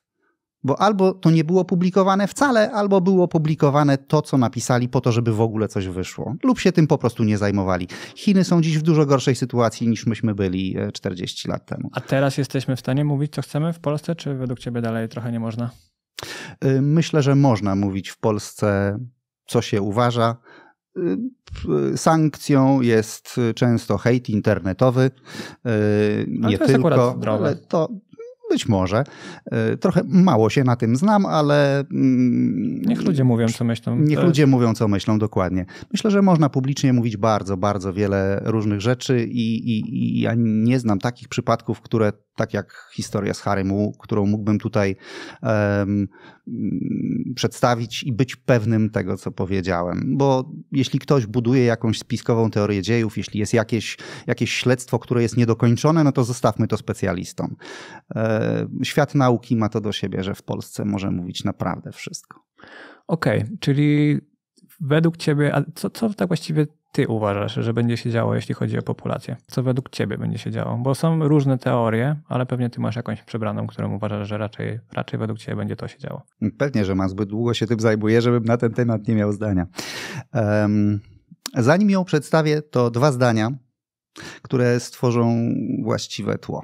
Myśmy do tej chwili cały czas mówili o przeludnieniu, o tym, że jest nas za dużo. Ale uwaga, jeśli wsłuchać się w to, co dzieje się wokół nas, choćby tu w Polsce, albo wokół nas tu w Europie, to przecież my nie słyszymy o przeludnieniu, tylko słyszymy o niedoborach ludności, o tym, że nam spada dzietność kobiet, że dziewczyny rodzą za mało dzieci, i że społeczeństwa nam się gwałtownie starzeją i że za moment na jednego pracującego będzie przypadało nie 1/4, tylko 1/2 emeryta, czy też może odwróćmy, na jednego emeryta nie 2, a 4, nie 4, a 2 pracujących, czyli będą jeszcze niższe wypłaty z ZUS-u, jeszcze większe problemy i tak dalej, i tak dalej, i tak dalej. Jeśli społeczeństwo nie będzie się bogaciło. Tak się niestety o tym nie mówi, a powinno się mówić. Do tego wątku odniosę się za sekundę. Zatem tu mówimy z jednej strony o przeludnieniu, a z drugiej strony namawiamy kobiety do tego, żeby rodziły więcej dzieci. Czytelna jest ta sprzeczność? Za dużo macie dzieci, za mało macie dzieci? To by niestety oznaczało, że my o tych 2 sprawach, przeludnienie w skali lokalnej lub globalnej i braki ludnościowe, głównie w skali lokalnej bądź regionalnej, myślimy jako o 2 rozłącznych problemach. A to jest dokładnie ta sama sprawa. I ona prowadzi nas do takiego ciekawego wniosku. Jeśli wzrost to źle i jeśli spadek to źle, to znaczy, że ta liczba, którą dziś mamy, jest optymalna, tak? Jeśli jest optymalna, to zadajmy sobie pytanie, a dlaczego jest optymalna? I na to pytanie niestety już nikt nie potrafi odpowiedzieć. W najlepszym razie ktoś wyciąga kalkulator i mówi, patrz, powierzchnia czynna na mieszkańca 0,5 hektara albo 0,30 hektara albo 0,70, zależy jak liczyć i jakie przyjąć założenia, a one są przecież istotne, bo rzutują na wynik końcowy, no to wtedy w skali globalnej wyjdzie nam tyle i tyle. Tylko pytanie, czy to jest znowu wartość optymalna i dlaczego? I w jakim czasie? I w jakim czasie? Moje zdanie jest takie. Nie istnieje wartość optymalna, stała. Gdybyśmy dziś na świecie mieli nie blisko 8 miliardów ludzi, tylko 4 albo 10, naprawdę by się nic nie stało. Dalibyśmy radę i z 4, i z 10. Jakbyśmy nagle dostali z kosmosu desant następnych 50 miliardów homo sapiens, których by nam ktoś tutaj wkleił z dnia na dzień, to wiadomo, że sobie byśmy nie dali rady. Tyle tylko, że taki desant nam nie grozi. Jeśli nawet kiedyś w dalekiej, dalekiej przyszłości mielibyśmy takie liczby osiągać, to my się zdążymy 100 razy do nich przygotować, bo prognozy demograficzne dla świata, i to jest najfajniejsze, demografowie to są cwaniaki. Żaden rozsądny demograf nie powie ci, w 2050 bądź 2100 roku na Ziemi to będzie tyle ludzi. Bo on wie, że na trafną prognozę ma mikroskopijne szanse. On ci powie, są 3 warianty. Jest wariant wysoki, wariant średni i wariant niski. Na angielskiej w Wikipedii tak piszą, na polskiej tak nie piszą. Na polskiej jest tylko graf, że wystrzeli w kosmos. Rzadko korzystam z Wikipedii, bo bardzo nie lubię w niej jednej cechy. Tej, że jak chwali się jej założyciel, każdy może tę encyklopedię edytować, niezależnie od poziomu własnej wiedzy na temat, który edytuje. Z twojej perspektywy tak, z mojej to jest enough, żebym był w stanie o czymś przeczytać. Zdaję sobie sprawę, oczywiście. Zatem są 3 warianty. W wariancie wysokim za 130 lat na Ziemi będziemy mieli około 30 miliardów ludzi. W wariancie niskim tylko 4. Czyli zacznie spadać. Czyli zacznie spadać. A jaka jest tendencja w tym momencie? A wariant środkowy mówi 11-12. I teraz zobacz, że skoro rysujemy w tak długim horyzoncie czasowym, godząc się z brakiem możliwości precyzyjnego stwierdzenia tego, co będzie. I w gruncie rzeczy może być i tak. Te widełki tak bardzo, bardzo szeroko, to w sumie stwierdzamy, nie mamy pojęcia, jak będzie. Bo może być nadal wzrost i będzie nas 4 razy więcej niż dzisiaj, albo będzie nas 2 razy mniej. To trochę tak, jak ja bym powiedział, wiesz co, Przemek, może będzie dobrze, a może jutro źle. będzie padał deszcz, albo jutro będzie słońce, a ty sobie wybierz, co będzie. Albo nie, poczekajmy do jutra.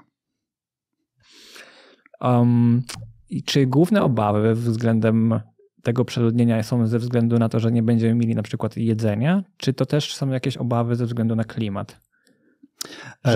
Że ludzie to jednak zaraza, bo produkujemy za dużo dwutlenku węgla na przykład.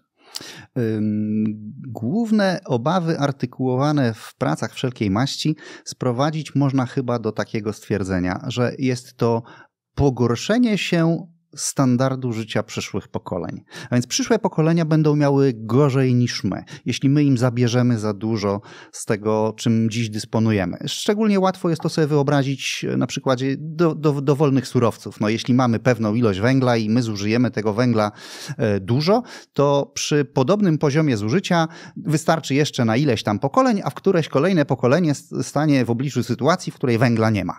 No to my nie chcemy do tego dopuścić, no to zmniejszmy sobie zużycie węgla, ropy, tego czy tego. To jest na pierwszy rzut oka bardzo, bardzo rozsądne, humanitarne, przewidujemy przyszłość, martwimy się o naszych wnuków. Kłopot polega na tym, że my nie wprzęgamy w proces myślowy tutaj tego, o czym już rozmawialiśmy, a więc tego, że innowacje sypią się jak z rękawa i że w pewnym momencie my z tego w ogóle nie będziemy korzystać. A to po pierwsze, a po drugie to taka prosta zagadka matematyczno-filozoficzna. Na ile pokoleń ma nam wystarczyć tego węgla? Na 10? Na 50? Na 100 czy na 1000? A może na jeszcze więcej? Jeśli mamy pewien zasób i uważamy go za skończony, a jednocześnie nie zdefiniujemy sobie, na ile pokoleń ma nam to wystarczyć, to my nie wiemy, ile możemy wydobyć w ciągu jednego pokolenia, w ciągu przykładowych 25 lat, żeby starczyło dla wszystkich, tak? Mhm. A na pytanie, na ile pokoleń ma wystarczyć, jeszcze nikt nigdy nie próbował odpowiedzieć, bo to jest pytanie bez odpowiedzi. Biorąc pod uwagę te widełki, że tak właściwie nie wiemy, ile będzie ludzi. Chociażby. Więc nie da się tego zdefiniować w żaden sposób sensownie. Więc ja to odwrócę. Mhm. Czy żyjemy dzisiaj lepiej niż nasi rodzice, czy gorzej? Na wyższym, czy na niższym poziomie? Myślę, że ogromna większość z nas zgodzi się z tym, co zaraz powiesz. Na jakim? Na wyższym. Oczywiście. A nasi rodzice żyli lepiej, czy gorzej niż ich rodzice? Na wyższym, ale to biorąc pod uwagę ekonomiczne standardy. Jeśli by to zastanowiliśmy, bo teraz ktoś przyjdzie i powie, ale moralnie to może jest gorzej niż kiedyś. No tak, ale jeśli chodzi o moralność, to trudno tutaj wiązać ją w jakikolwiek sposób z surowcami bądź z żywnością. Raczej mówimy o zasobach, które są nam potrzebne do życia. Więc mimo tego, że zużywamy coraz więcej, to my żyjemy coraz lepiej. I znowu zapominamy o tym, że nasze dzieci żyją lepiej niż my, a ich dzieci najprawdopodobniej też będą żyły lepiej niż żyją nasze dzieci, czyli ich rodzice. I ten trend najprawdopodobniej zostanie utrzymany. Tyle tylko, że będą korzystać z innych surowców albo w inny sposób. Znowu, żeby był jakiś konkret. Czasem konkret jest potrzebny. Ile trzeba dziś węgla do tego, żeby wyprodukować tonę stali? Nie mam pojęcia. 10 razy mniej niż u schyłku XIX wieku. 10 razy mniej. A więc nasza produktywność... Mam jeszcze jeden fakt, rośnie. który wczoraj usłyszałem. Na schyłku XIX wieku za tą samą ilość dolarów można było kupić 1 kg cukru, a w latach 1980, jeśli dobrze pamiętam, można było kupić 227 kg cukru. Ceny się zmieniają też. Mhm. Więc zdecydowanie poruszamy się do przodu. Kiedyś aluminium, nie wiem czy o tym wiesz, bo tych czasów ani ty nie pamiętasz, ani ja, było droższe niż złoto. Francuscy królowie, kiedy chcieli podjąć swoich najbardziej godnych gości i pokazać, jacy są bogaci i na co ich stać, to nie kładli na stół złotych ani srebrnych sztućców, kładli sztućce aluminiowe. A gdzie my je dzisiaj znajdujemy? W najpodlejszych jadłodajniach. Gdzieś tam jakieś resztki. Takie lekkie. Już z nich się nie korzysta, bo brzydkie, lekkie i bardzo łatwo łamią się w rękach, prawda? To wynikało z tego, że ciężko było wydobyć aluminium? Dokładnie, to była podstawowa przyczyna. No, chcemy tego czy nie, prawidła rynku działają, tylko my je czasem próbujemy mniej bądź bardziej skutecznie modyfikować. Zapisałem sobie śmieszne pytanie. I to było pytanie, co w takim razie mamy robić? Rodzić dzieci czy innowacje? No to jest trochę takie pytanie, jakbyś mnie zapytał, czy lepiej jeździć rowerem, czy kosić trawnik. No jedno i drugie. Jedno i drugie, bo... To pytanie chyba się wywodzi z tego, że mam wrażenie, że jest delikatny atak na ludzi, którzy poświęcają się karierze i teraz kobiety chcą karierę i dzieci po 30 i jest jakaś część ludzi, którzy patrzą na to negatywnie. A biorąc pod uwagę to, o czym dzisiaj rozmawiamy, to innowacja jest równie potrzebna jak rodzenie dzieci. Bo jeśli nie będzie tej innowacji, to będziemy mieli problem z populacją, a jeśli... to będziemy mieli problem z populacją. Jestem zdania, że jedną z najważniejszych zdobyczy naszych czasów jest wolność jednostki. To, że nie mamy nad sobą bata jako chłopi pańszczyźniani, bata jakiegoś tam posiadacza ziemskiego, na którego ziemi mamy prawo mieszkać i obowiązek przynosić mu plony, tylko możemy robić to, co chcemy w większości miejsc na świecie, możemy być tym, kim chcemy, swobodnie wybierać swoją ścieżkę kariery zawodowej, życia, jeździć na desce lub skakać ze spadochronem, zależnie od tego, co kto lubi. Mhm. Natomiast są pewne grupy ludzi, są pewni ludzie, którzy czerpią jakąś osobliwą przyjemność z mówienia innym, jak mają żyć.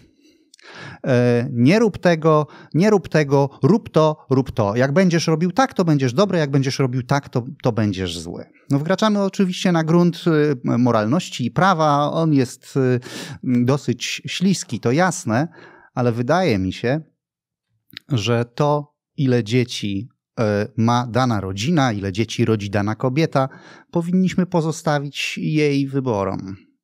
I dostosować naszą ekonomię i gospodarkę pod to, co będzie się działo aktualnie na świecie. Dokładnie. Doświadczenie, bo to nie jest kwestia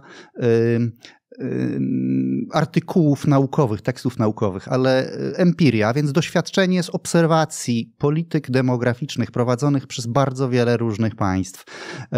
Czy cofniemy się o 200 lat, czy o 100, czy powiemy o politykach współczesnych, współcześnie istniejących państw, uczy, że żadne państwo świata, żadne, nie uzyskało takich efektów, jakie zakładano w momencie, kiedy startowała określona polityka demograficzna, szczególnie jeśli mówilibyśmy o politykach zmierzających do zwiększenia dzietności kobiet. Jeśli mówilibyśmy o tych, które zmierzały do zmniejszenia tego poziomu dzietności, no to palma pierwszeństwa to zdecydowanie Chińczycy, o których dzisiaj rozmawialiśmy, tylko po pierwsze w jakim rygorze i po drugie, jakie są społeczne i nie tylko społeczne efekty i koszty tego procesu. Jeśli nie chcemy żyć w państwie totalitarnym, tylko w demokratycznym, to odpuśćmy sobie próby mieszania przy demografii z użyciem narzędzi ekonomicznych, bo to po prostu się nie sprawdziło nigdzie. A z czego wynika to, że bogacenie się społeczeństwo wpływa na to, że rodzi się mniej dzieci? Z tego, że bogatej rodzinie dzieci są mniej potrzebne. Przede wszystkim. Przenieśmy się do subsaharyjskiej Afryki. Środkowa bądź południowa część Afryki. I tam dzieci wciąż rodzi się najwięcej na świecie. Statystyczna kobieta rodzi 7 dzieci, blisko 7 dzieci jeszcze do dziś w niektórych państwach. W innych jest mniej, 6. Do czego są tym ludziom te dzieci? My w Polsce często myślimy, tam te dzieci się rodzą jak króliki nieładnie tutaj może to nazwę. To jest walka o przetrwanie. Bo oni nie wiedzą, skąd się biorą dzieci, bo oni nie mają dostępu do środków antykoncepcyjnych, bo zwyczajnie nie wiedzą, że nie powinni, nie patrzą w przyszłość i tak dalej, i tak dalej. Wydaje mi się, że powody są zupełnie gdzie indziej. Po pierwsze, dziecko to jest kapitał na starość. Tam nie ma ZUS-u. Chociaż może są szczęśliwsi z tego powodu. Tam nie ma systemu emerytalnego, który zabezpieczy finansowo ludzi na starość, a więc większa liczba dzieci to większa liczba szans na to, że ktoś na starość się tymi ludźmi zajmie i zaopiekuje. Po drugie, chyba średnia wieku jest dużo niższa, prawda? Oczywiście. Jeśli miałbym tam mieć tylko jedno dziecko w tych warunkach sanitarnych i społeczno-ekonomicznych, jakie tam są, to ryzyko, że to dziecko mnie nie przeżyje, jest ogromne. Są do dziś państwa, w których na 1000 urodzonych dzieci w ciągu pierwszych 5 lat umiera blisko 200. To oznacza, że tu ryzyko byłoby tak duże, że ja na starość nie będę miał nikogo, kto się mną zajmie, że potrzebuję mieć więcej dzieci. To po pierwsze. Po drugie, dzieci to pomoc w pracach polowych. Przecież już 6-letnie dziecko jest w stanie pewne rzeczy robić. Bardzo się temu pewnie dziwimy, słysząc takie słowa dzisiaj. Z naszej perspektywy, ale tutaj dygresyjnie śpieszę donieść, że w moich studenckich czasach, kiedy uczyłem angielskiego w szkołach podstawowych na wsiach pod Lublinem, co roku w połowie października, połowa dzieci z tych moich kursów, to były kursy nadobowiązkowe dla chętnych, mi znikała na kilka tygodni. Do pracy przy burakach. Polska pierwsza połowa lat 90. Tak? Więc my tego też w pewnym sensie jeszcze wtedy doświadczaliśmy. Nie do końca wiem, jak to jest akurat dzisiaj. Ale dzieci tam gdzieś to pomoc w pracach polowych i po trzecie więcej dzieci to więcej szans na to, że któreś okaże się być tak cwane, tak dobre, tak mądre, tak zaradne, że znajdzie sobie dobrą pracę w mieście i będzie przysyłać pieniądze do domu. Bo statystyczna długość życia człowieka jest głównie wydłużona przez to, jaką mamy medycynę w tym momencie, prawda? Dobrze to rozumiem? Że na przestrzeni ostatnich 150 lat medycyna tak poszła do przodu, że ten statystyczna długość życia wystrzeliła w powietrze. Medycyna na pewno jest w czubie, jeśli chodzi o czynniki wpływające na to, że średnio rzecz biorąc żyjemy dzisiaj dłużej, ale to jest nie tylko medycyna. To jest także technologia, dzięki której ta medycyna może korzystać z urządzeń typu rezonans magnetyczny, kiedyś tego przecież nie było. To także drogi, które zbudowaliśmy i może tą drogą dojechać karetka, którą zbudowaliśmy też, a więc postęp motoryzacji. To także telefony, dzięki którym możemy zadzwonić po pomoc, po pogotowie. To wyższy poziom świadomości, to wyższy poziom higieny. To jest cała duża paczka zmian, które zaszły na świecie na przestrzeni ostatnich powiedzmy 150-200 lat, dzięki którym średnia długość życia na świecie dzisiaj przekracza 60 lat, a w najwyżej rozwiniętych państwach, nie licząc Monako, które jest swego rodzaju ekstremum, nietypowym bardzo, przekracza dziś 85 lat, a w najwyżej rozwiniętych państwach schyłku XIX wieku to było, uwaga, 37. Średnio rzecz biorąc, to ja te 150 lat temu bym już od dawna nie żył. Ja bym był na końcu. Jak byś się czuł na końcówce? Nie wiem. Na pewno nie byłbym szczęśliwy i pewnie już bym miał jakieś choroby.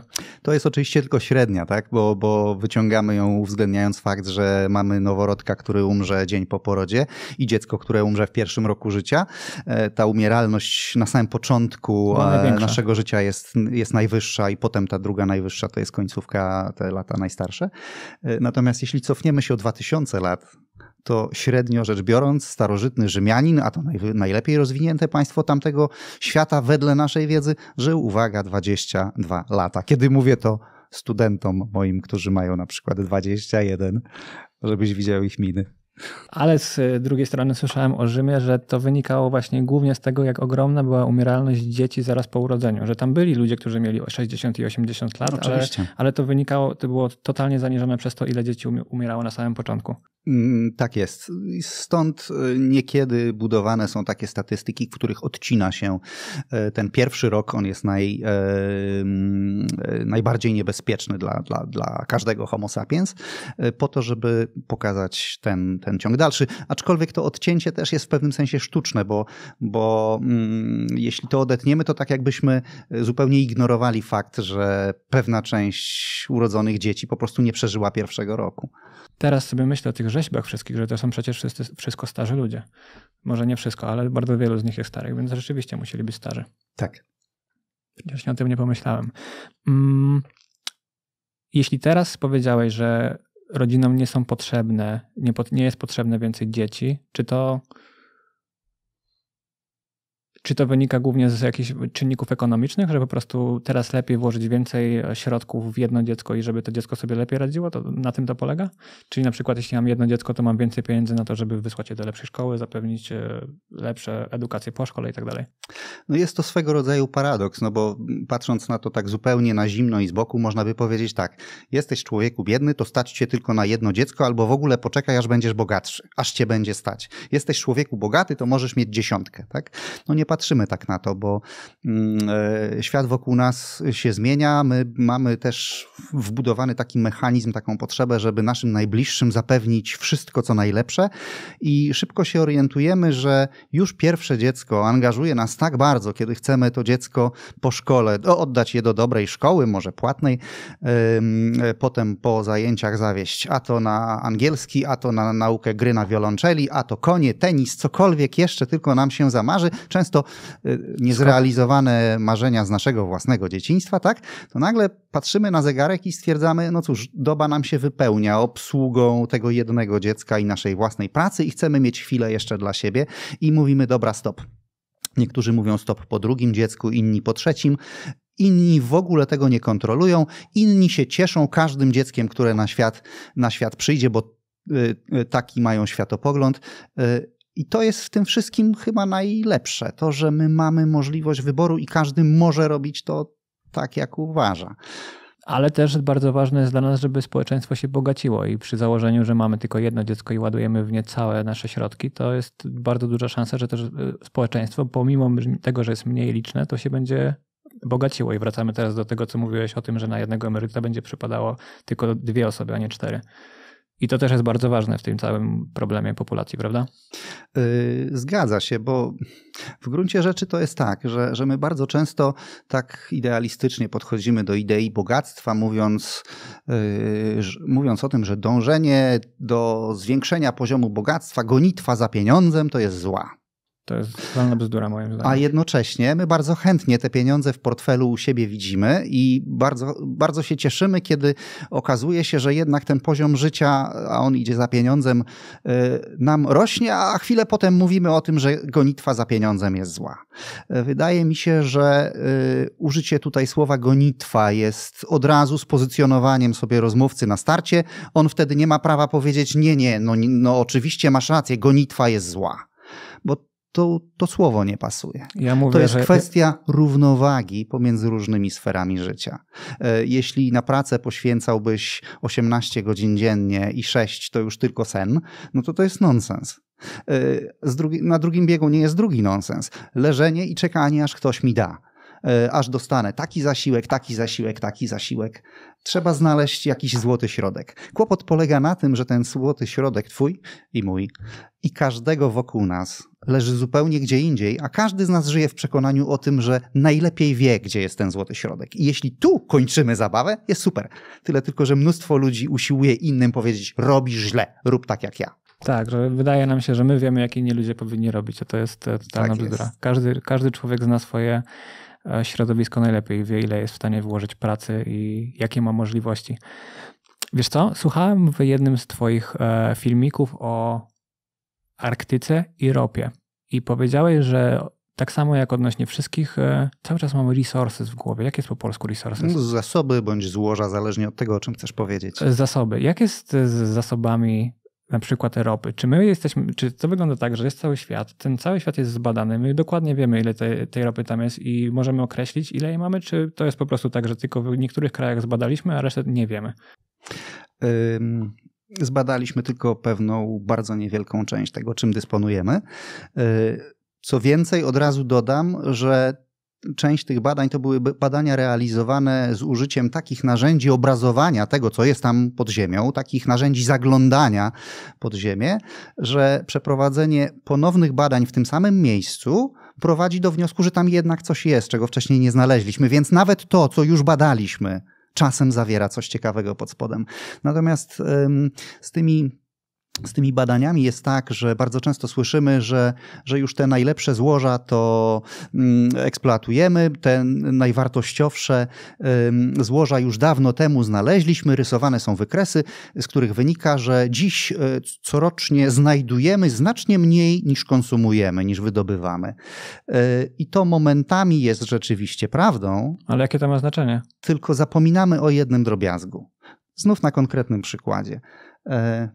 Jeśli cofniemy się w czasie o dekadę, to Kanada na liście państw eksploatujących ropę naftową jest w 3. dziesiątce, na 22., 23. miejscu.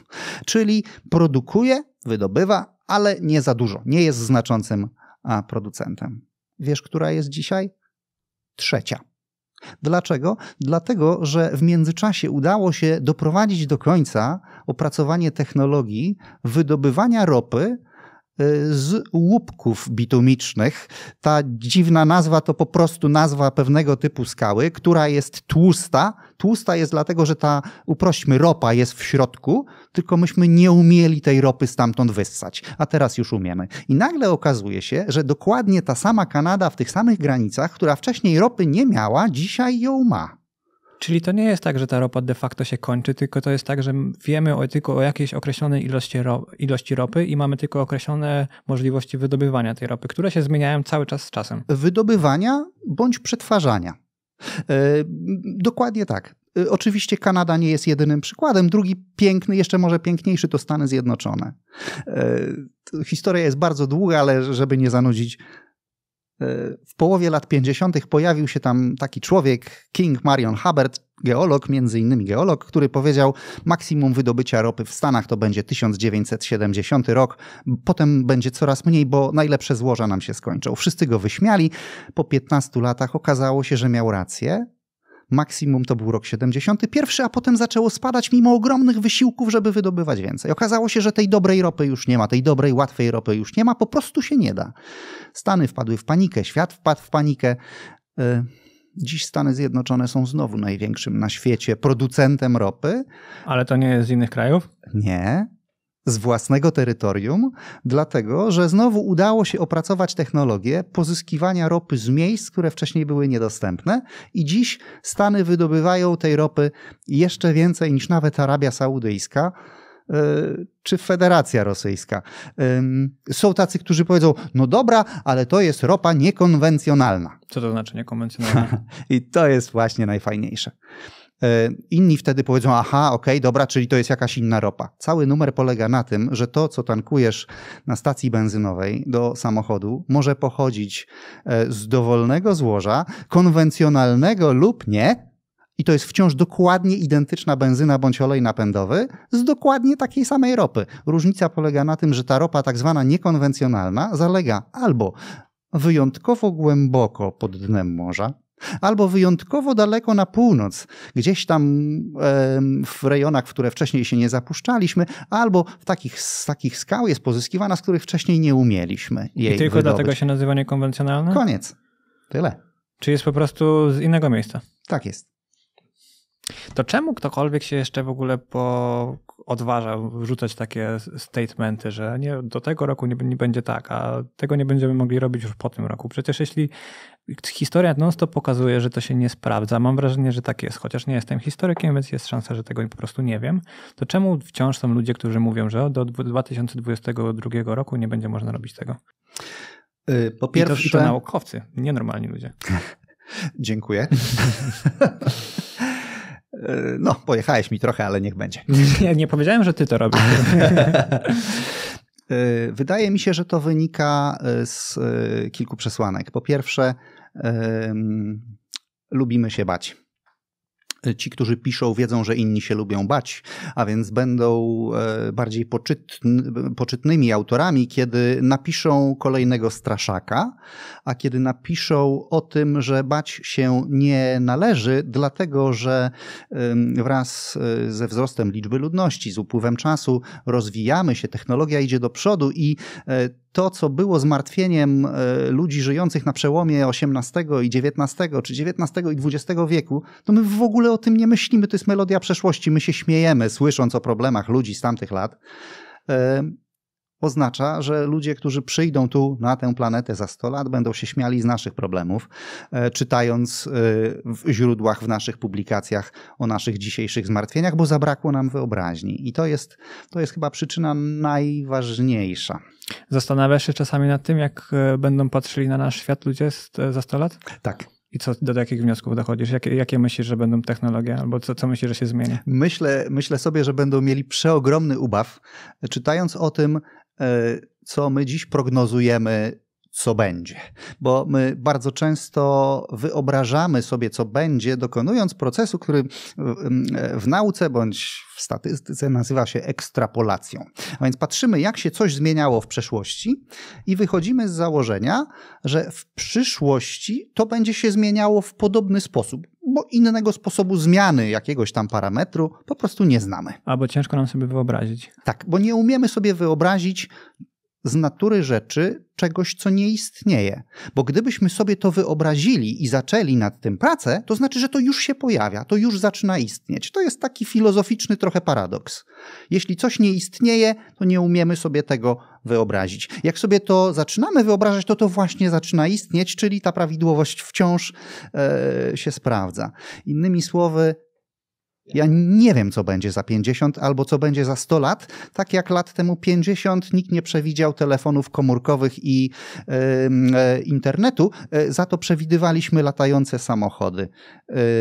Była taka trylogia bodajże śmiesznych filmów o tym, jak to samochody, lądują. Taka scena nawet w jednym z tych filmów była, tytuł uciekł mi w tym momencie z głowy, ale pewnie ty go zaraz sobie przypomnisz. Wysiada z samolotu, z samochodu, jeszcze raz, latającego samochodu, jeden z głównych bohaterów patrzy na zegarek i mówi, za 7 sekund zacznie padać deszcz. I on zaczyna padać. Powrót do przyszłości. Przypomniałem sobie. Tego nie znam. Chyba go nie oglądałem. Jedyny z latającymi samochodami, który kojarzę, to 5. Element z Bruce'em Willisem. Też widziałem. To jest bardzo dobry film. Powrót do przyszłości to taka bajka dla 12-letnich dzieciaków, pewnie głównie chłopców, ale warto go obejrzeć z zupełnie innej perspektywy. To jest film z drugiej połowy lat 80. i dzięki niemu możemy po upływie tych 30 paru lat zobaczyć, jak ludzie wtedy widzieli przyszłość. Oni widzieli ją zupełnie inaczej, niż ta przyszłość wygląda dzisiaj. I choćby na tej podstawie twierdzę, że my dzisiaj mamy mikroskopijne szanse przewidzieć to, jak świat będzie wyglądał za 50 lat. Tak, można to też zobaczyć w jakiś, na przykład w Obcym, jak wyglądają statki kosmiczne, jak się drzwi otwierają i tak dalej. Tak. No, myślę, że jest tylko jeden scenariusz, który oby się nie sprawdził. Jesteśmy w stanie wyobrazić sobie dość dobrze. Jeśli jakiś kretyn dorwie się do walizki z czerwonymi guzikami i coś tam ponaciska, no to wtedy może się okazać, że wszystkie te filmy pokazujące najczęściej zresztą Stany Zjednoczone, tak, po zagładzie nuklearnej, no to mogłoby się niestety zacząć sprawdzać. Miejmy nadzieję, że to się nie wydarzy, bo jest na to większa szansa niż kiedykolwiek chyba aktualnie. Niestety tak. I co jest dla mnie bardzo ciekawe odnośnie jeszcze tych filmów, to że nikt w tych filmach nie wyobraził sobie internetu. To było niewyobrażalne dla ludzi. Nikt tego nie przewidział, więc mam nadzieję, że za 10 albo 20 lat znowu będzie taka technologia, która jest po prostu tak ostrzelona, że nawet nie jesteśmy sobie w stanie tego wyobrazić. Jestem pewien, że dokładnie tak będzie. Dobra. Ja jestem bardzo zadowolony z tego, co zrobiliśmy. Nie chcę też przeciągać. Pogadaliśmy bardzo fajnie o przeludnieniu, więc myślę, że możemy kończyć. Mnie również było ogromnie miło. Powiedz jeszcze ludziom, gdzie mogą cię znaleźć w internecie. Pewnie najprościej zacząć od wygooglowania mnie na stronach internetowych Uniwersytetu UMCS.pl. Tam jest taka wyszukiwarka pracowników i na mojej stronie pracowniczej, w zakładce takiej, jest kilka linków do różnych materiałów wideo. Oprócz tego całkiem niedawno, namówiony przez pewną koleżankę, założyłem kanał na YouTube, ale że przyznam, ja nieczęsto cokolwiek nagrywam, to wrzuciłem tam jeden świeży materiał, a potem wrzucam kolejne starsze. Jak coś nowego się pojawi, to tam też będę to wrzucał. Czyli ten wykład z 2016 o przeludnieniu to był wykład wrzucony przez ciebie, czy przez kogoś innego, bo teraz założyłeś? Większość tych moich materiałów gdzieś w internecie jest, ale jest w dużym rozproszeniu, więc to, co widziałeś, to coś, co pojawiło się gdzieś tam wtedy. Natomiast ja to wszystko sobie w pewnym momencie pościągałem, żeby to zgromadzić w jednym miejscu, ale linki do prawie wszystkich materiałów są w tej mojej pracowniczej zakładce na umcs.pl. I masz jeszcze LinkedIna, na którym można zobaczyć stronę twoich spółek. Tak jest. Okej, a jeszcze jedną rzecz ci chciałem powiedzieć, że to jest niesamowite, że nagrałeś wykład w 2016 roku i dzięki temu ja po 8 latach się do ciebie odzywam i się widzimy tutaj i rozmawiamy o przeludnieniu. Świat jest pełen zdziwień i zaskoczeń. Nawet sobie nie wyobrażasz mojej miny, jak zobaczyłem twojego maila z zaproszeniem podpisanego. Pozdrawiam, Przemek. Myślę, że się nie zdziwisz, że nie wiedziałem o tym, że istniejesz. Musiałem cię sprawdzić, tak jak ty nie wiedziałeś o mnie. Jasne. Choć jesteś dużo sławniejszy z tego, co widzę w Polsce niż ja. Daj spokój, dopiero się rozwija. Dobra, kończmy. Powodzenia w rozwoju zatem. Dziękuję. Dzięki. Siemano, nowe podcasty w środę, niedzielę,